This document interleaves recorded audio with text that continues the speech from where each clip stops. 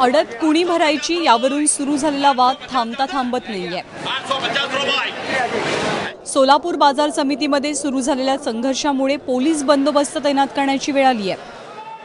आधी शेतकऱ्यांनी व्यापाऱ्यांविरोधात रास्ता रोको केला आणि आज व्यापाऱ्यांनी कांद्याचा लिलाव बंद पाडला।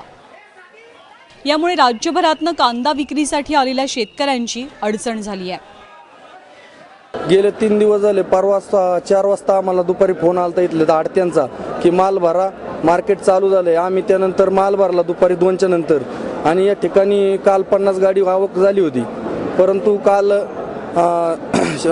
संप पुकारणे आडत ही 5% या ठिकाणी कांदा पिकासाठी असताना इतक्या 50% म्हणजे क्विंटलला 800 ते 900 रुपये फटका शेतकऱ्यांना या ठिकाणी दिला गेला। त्यामुळे आम्ही काल रास्ता रोको केला आणि मार्केट कमिटीच्या प्रवेशद्वाराजवळ आंदोलन केलं, परंतु त्याचाही काय फायदा झाला नाही। उद्या सकाळी 10 वाजता परत लिलाव काढतो असे बोलले। आता त्यांच्या बैठका चालू आहेत, मिटिंगा चालू आहेत। एक वेळ अडत घ्या पण लिलाव सुरू करा अशी विनंती शेतकऱ्यांनी केली आहे।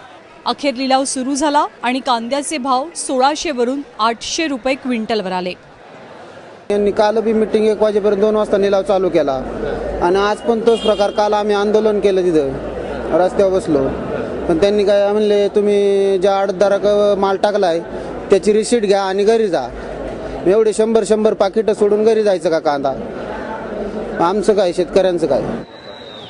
सोलापूरच्या बाजार समितीत रोज 80 ट्रक कांद्यांची आवक होते, मात्र एपीएमसी नियमन मुक्त करण्याच्या सरकारच्या निर्णयानं शेतकरी आणि व्यापाऱ्यांमध्ये संघर्ष निर्माण झालाय। व्यापारी मुद्दाम माल उचलत नाहीत आणि सांगतात की अनसोल्ड करायचं आहे, तुम्हाला परवडत असेल तर घ्या, नाहीतर आम्ही पुढचा लिलाव काढू। पण शेतकरी एकदा कांदा आणला तर परत कुठे घेऊन जाणार? म्हणून ही शेतकऱ्याला मोठी पंचायत निर्माण झालेली आहे।